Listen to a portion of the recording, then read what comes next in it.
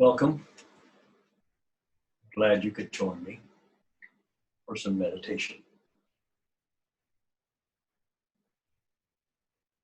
Today, I'd like to do a little review of meditation.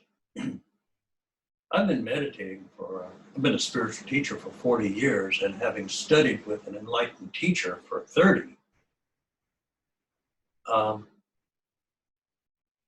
I think I sometimes take things for granted that people know what I'm talking about when I say, let's meditate.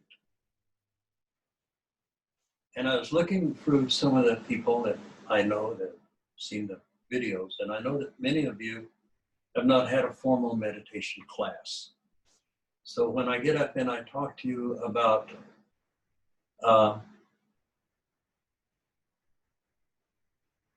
meditating, it's something you just kind of have to conjure up for yourself.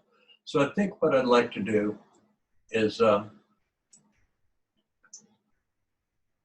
spend a moment and do a little bit of what I call meditation. There are lots of ways to meditate. But first of all, let's go back to what's called the three-legged stool that we use for spiritual practice: prayer, contemplation, and meditation. Prayer is where you're seeking something from your higher self, from that energy that's outside of your current reality, pulling from that spiritual nature in to help you through a situation that you feel helpless about. It's where you know that you can't do anymore, but you just feel like you need some guidance or some strength to help you get through a difficult time. People will pray a lot of times during times of life-threatening situations, or when a friend or a relative is having a really tough time. Maybe you're losing a pet. There are lots of reasons why people pray, because we, in this lifetime, many times find things that are just overwhelming us. They're large, they're huge, and we can't seem to deal with it. So we have to pray to the divine, seeking help. So prayer is very important. There's a lot going on in this life.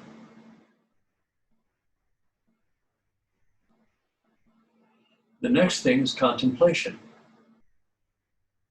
Contemplation is reading spiritual books, listening to various spiritual teachers, and thinking about what they're talking about. Is this fit me? If it doesn't, it's like, when you're listening to various teachers, it's like you're always trying on different types of shoes. Well, this one fits pretty good, but when I stand up, my toe hits the end. No, that doesn't work. Or I stand up, I don't like the style. You'll find the style that works for you, but you're contemplating all the time. You're reading books, like, for instance, I might read a book on Buddhism. I might turn around and read something on Hinduism. And these writings cause me to think and contemplate my own belief system. Why do I believe the things that I do, and why am I going down this particular path? What am I seeking? So we have prayer and we have contemplation. But in the West, we don't usually talk too much about meditation. At least we didn't when I was growing up. Meditation was assumed to be some sort of a hocus pocus thing that only devil worshippers did, I guess. But I want to give you meditation today.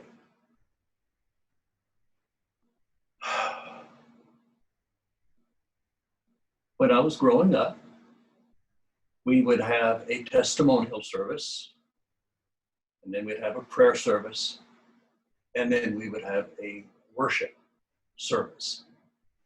In the testimonial, people would get up and talk about the miracles that had happened in them, or the healings, or the answers to prayers that they had had. Usually a happy time.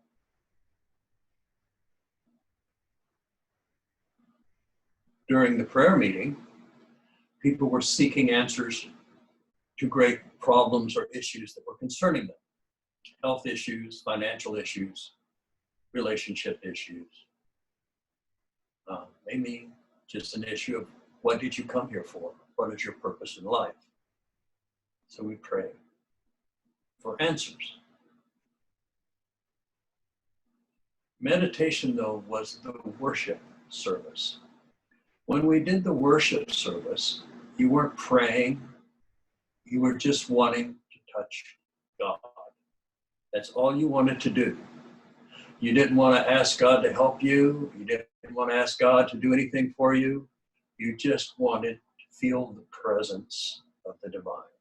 That's all you wanted to do, to lose yourself into the divine, even for a minute or two. Meditation is very much like a worship service. Some people think you meditate, and I guess there's one way of looking at it, that you meditate just to get rid of everything. You just meditate, stop your thoughts, and become nothing. And I'm okay with that.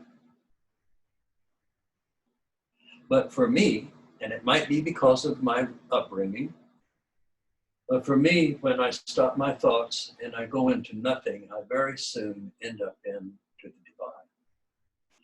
I am always seeking the divine.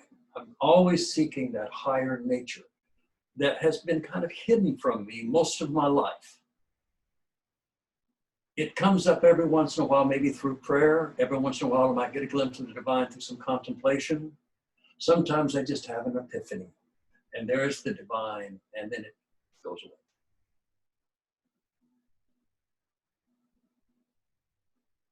So we learn to meditate.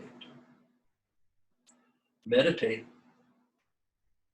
means to stop your thought, to stop where you're going. When we're praying, we want something out there to make a change here. We're not happy with what this is, we want to change. When we're contemplating, we're trying to figure things out. But when we're meditating, we are being the presence of God.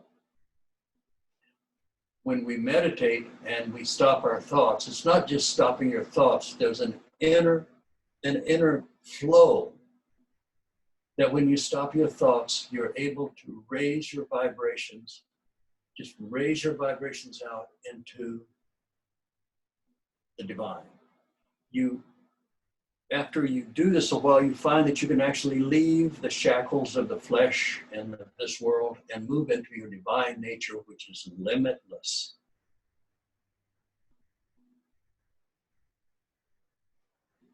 And then you find yourself coming right back into this little 6-windowed house that we occupy for a few decades. 6-windowed house means the 5 senses and your mental capacity. So I come from deep meditation in which everything is just dissolved into pure, beautiful, glorious light. And I bring that exquisite, purified, realized energy in through the filters of my mind and my experiences and the condition of my body. And then I start from there to express that into the world.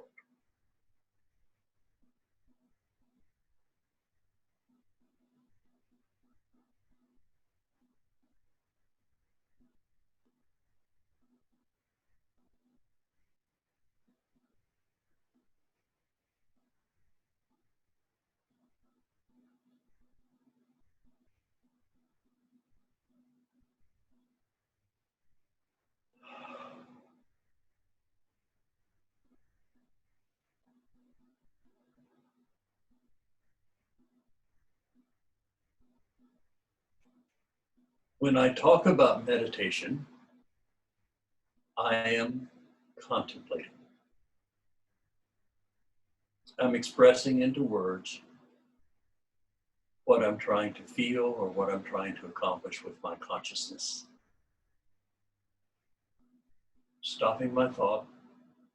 And then when I talk, I am filtering everything. Everything from the divine comes through this being and is limited. I only speak English. I don't speak Sanskrit. or Arabic or Farsi or any of those languages. I wasn't raised that way. In other lives, sure. But in this one, I'm limited to this expression.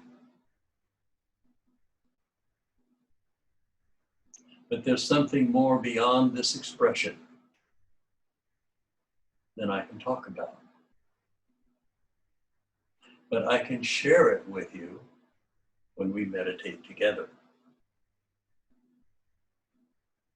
Because when you meditate with me during these Sunday meditations, I simply go into the divine. And if I do it properly enough, defeating the ego, then I lose myself in the divine.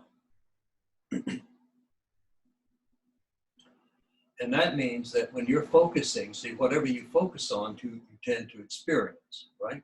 That becomes your reality, what you focus on. So as you're focusing on a teacher such as myself, who goes into deep meditation, then you, if your heart is open, and you're open to it, you will start to feel a little bit of the meditation I'm in. And the more that you connect with my heart, the more you will feel. And eventually, with some practice, you'll be able to do it on your own. That's the whole idea, to do it on your own.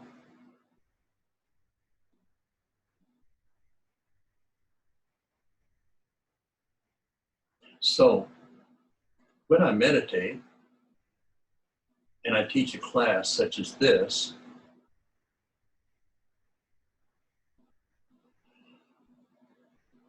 the space between the words is where the real teaching takes place. And it's not teaching about how to get a better car or a better relationship. It's a teaching on how to dissolve into spirit.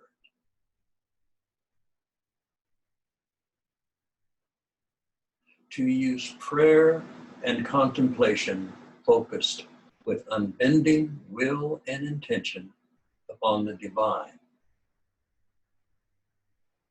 that is beyond all things, into the void of complete limitless love and light, into the complete dissolution of the self. And as I do that, or any teacher who does that, and you're focusing on them,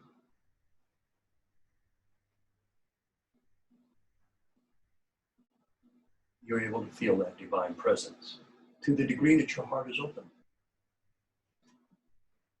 If your heart is closed, you won't feel much. Because everything goes through the heart. Everything. Everything comes forth from the heart.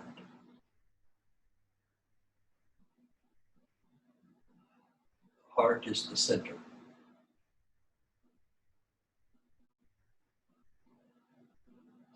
So as I'm sitting here talking and meditating, it's an interesting experience.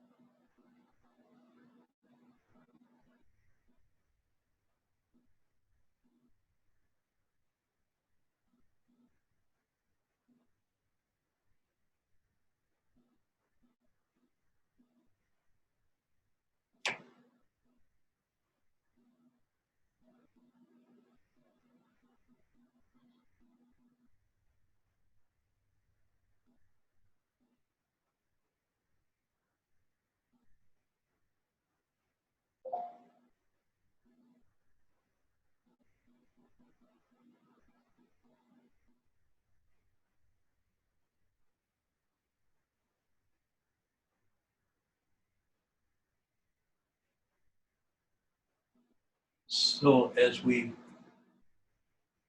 move together in spirit, the reason that this works, by the way, is because we're all made of the same stuff, or nothingness.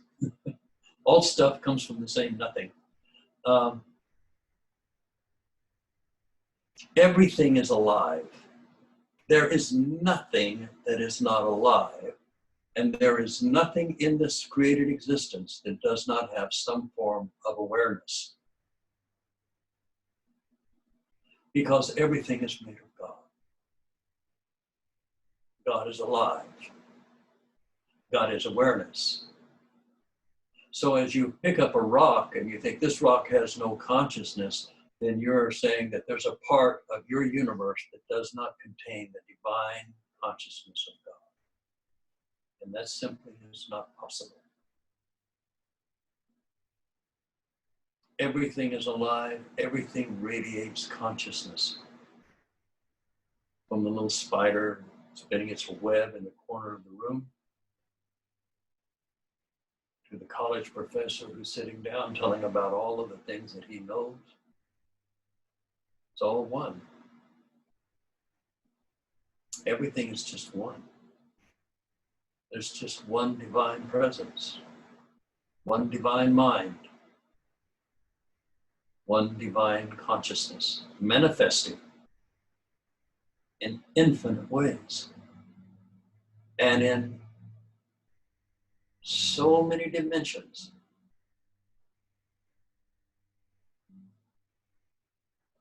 So many levels of existence.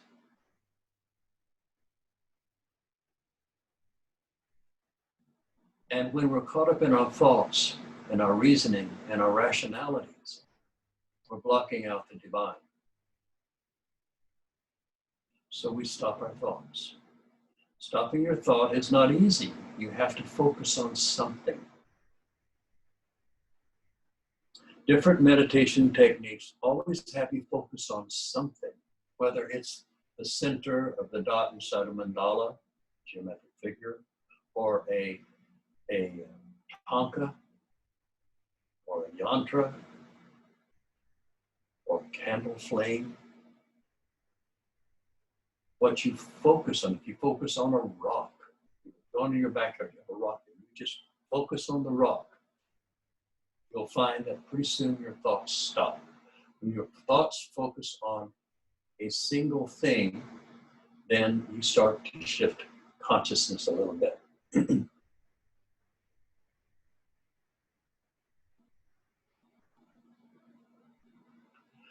So I'm suggesting that when you focus on your heart and you want to worship the divine in your meditation, then you're going to have an amazing meditation, because your intention of your heart is wanting to experience the divine.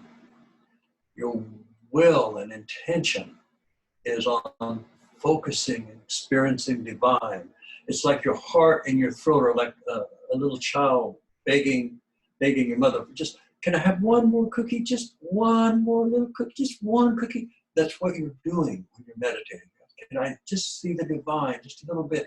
And then thoughts come up, you think, nope, push them aside. I want the divine, beyond thoughts, beyond emotion, beyond experiences. I want to experience and be absolved and dissolved into the infinite, limitless love, the vastness of enlightenment, manifesting in all of creation. As I meditate and I focus on the divine, just wanting to know God, whatever you picture God to be, but just let it be, focusing on the divine. And when you focus on the divine and you lose yourself in the divine,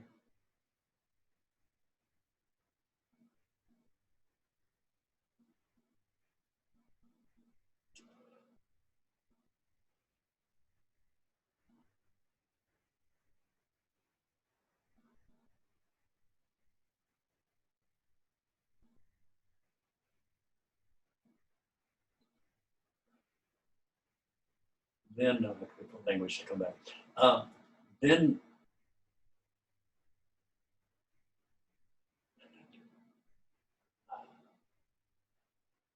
things go away. You're lost in the divine love of God.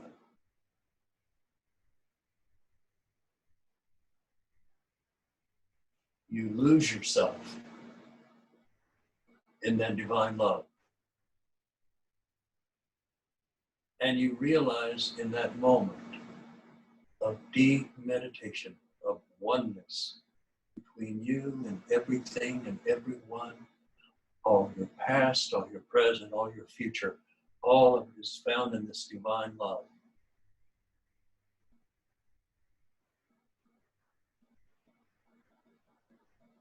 And then when our consciousness, as it always will, for as long as you have a body, starts to return down into the body, hooking into the root chakra, and you find yourself gazing out at the world, where suddenly there are things like trees and birds.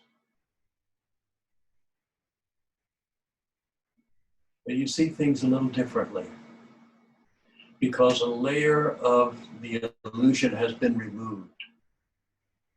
And you see life clearer and cleaner. So meditation, where you're focusing on the divine, that's all you want it more than anything, becomes the highest form of prayer and contemplation. In deep meditation, prayer and contemplation merge together in a single intention to know the divine. Just to know the divine. More than anything.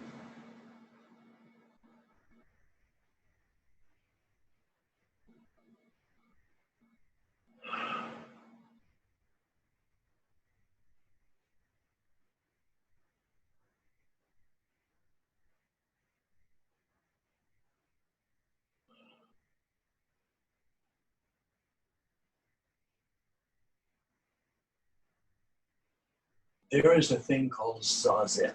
And Zazen is the practice of meditation.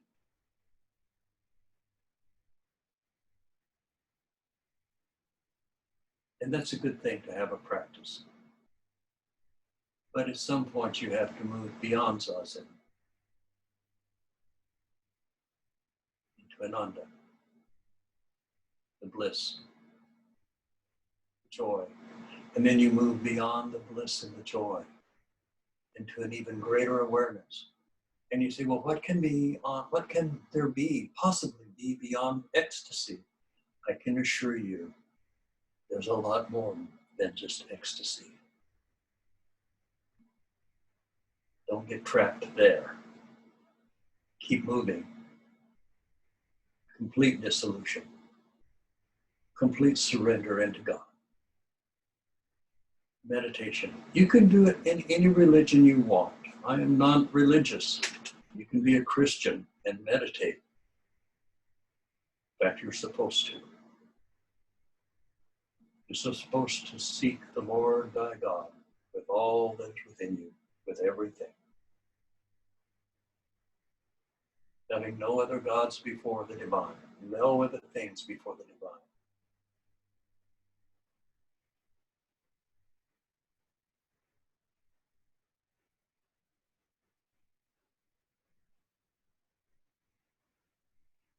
So we pray during times of great stress and distress. These are a time right now of great prayer. I pray all the time for this world. I pray for people who are suffering, that they will find peace. I see a healing. We're not always going to have a flu 24/7, 12 months out of the year. Everything comes and goes. This current circumstance will change. And out of this change will come something really beautiful and wonderful. Why do I say that? Because I've been praying for that. we're going through a tough time, I can focus on all that's going to go bad,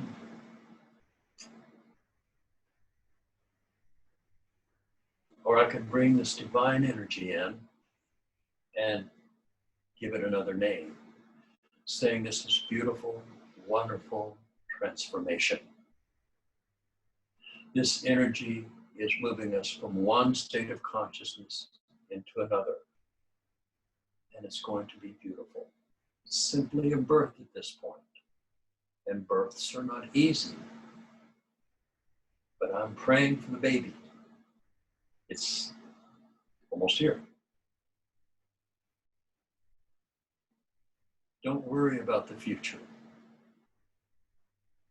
You are limitless. Don't worry about dying.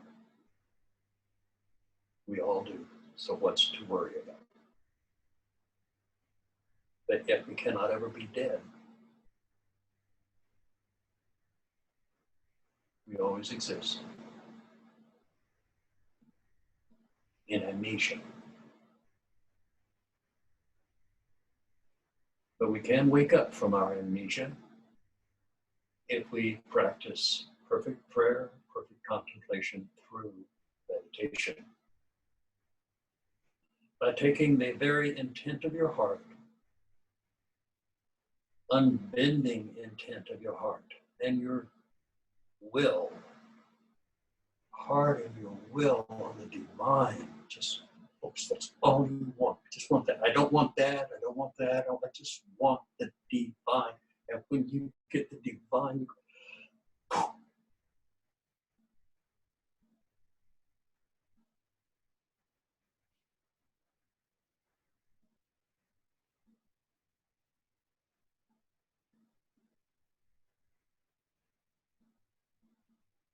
there are lots of techniques for meditating. You can beat a drum. Focus on the drum and the rhythm of the drum. Beat, beat, beat. You can chant. Om Padme Hum, Om Padme Hum. All kinds of chants. You can sing. You can dance. But if you focus whatever you're doing, even in dancing, like the Sufis, even in the dance, you focus completely on the divine.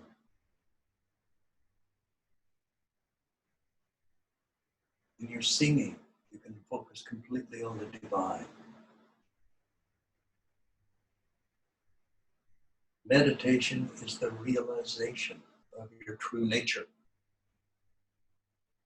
that goes beyond this world, that goes beyond all worlds,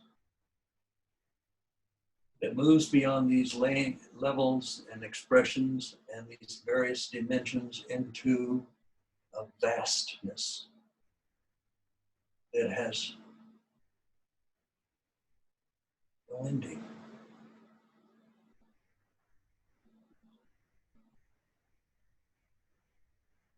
And it's what you're made of. That is your nature. You are the divine nature of God, manifesting right here in your life, as your life. You're manifesting all of your limitations.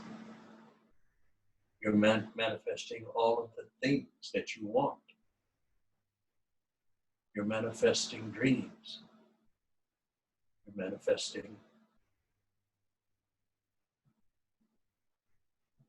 all sorts of limitation. Can you manifest eternity? Even for a second? And I'm suggesting that you can, because I've done it. My students do it sometimes.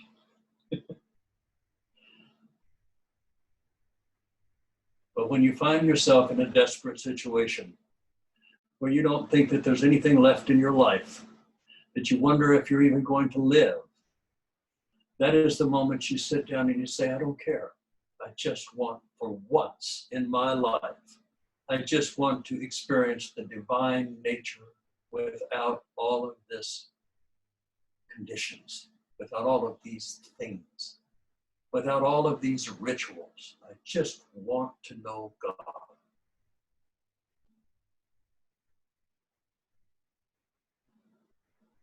It's been written that no man can see God and live. I have died many times. Every time I've seen God, I've died. But I still find myself in this body, but I'm different. But I'm still here. It's just lucky for me that this process doesn't require me to be born every time I see God. I don't have to come back and go through diaper training and learn a new language and a new family and a new culture and a new religion and work through puberty and all of those pimples. I don't have to do that anymore. I can just die in spirit and come back born again inside this flesh. I come back born again because I have touched the divine, and it's a new, version, a new version of me coming back and taking over the old body. I think differently, I act differently, I am different because I've gotten rid of a bunch of trash, a bunch of bad ideas about myself and about the world. I gave up fear. It's a big one to give up. We're in a country that's ruled by fear. Fear, control, domination, manipulation. How, who needs it? What has it got us other than a lot of suffering? Let go of it. Focus on the really important thing in your life, which is your divine nature. Focus on the real reason you came here was to realize the divine while still in this body. To let go of all of those thoughts of limitation, that you can't do it in this life, that you're not good enough, that you'll never be good enough, that you're just way too gross and gnarly to have any kind of divine speak through you. And I'm telling you, that's all a bunch of lies. You are the divine. You are the perfect vessel of the divine. So for just a few minutes every day, I recommend a couple of hours after you eat, or if it's in the morning before you have breakfast, but before you eat, that you meditate. The reason is you don't want to sit there and watch your body, digest your food while you're trying to stop your thought. Sit down and just focus on God. Pray. Pray with all of your heart. Higher self, divine nature, manifest in my mind, manifest in my heart. Divine nature, manifest in myself, manifest in my life, manifest in my mind. Divine nature. Keep that going with your will and your intention. You are wanting to lose yourself in spirit just for a minute. It may take you 20 or 30 minutes to get there, but you just keep doing it until you break through.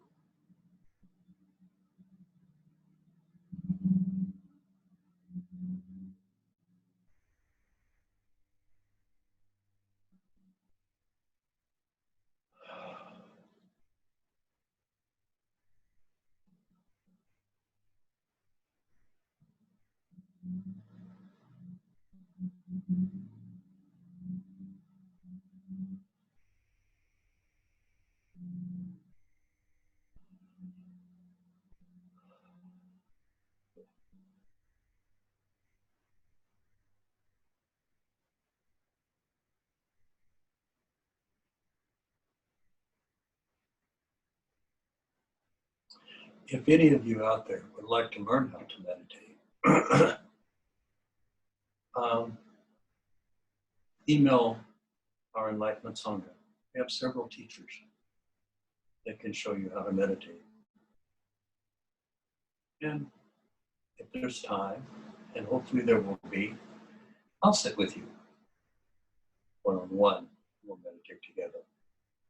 But first, let you work with some of my teachers. So if you're interested in learning, uh, we'll set you up with a teacher who will have a Zoom session with you, maybe several, and help you get started. Meditation is very important. But really, if you just do what I said this evening, I think you'll be fine.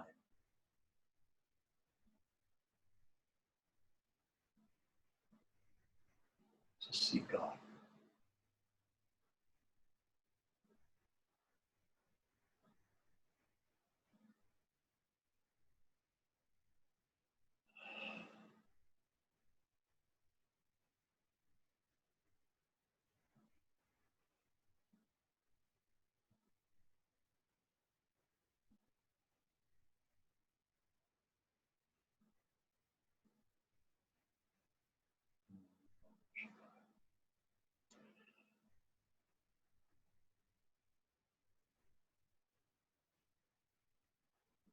Discover yourself, your true self. Have some fun. Life is too short not to have some fun. Love each other, care for each other, serve each other. Try to do your best for everyone and in everything.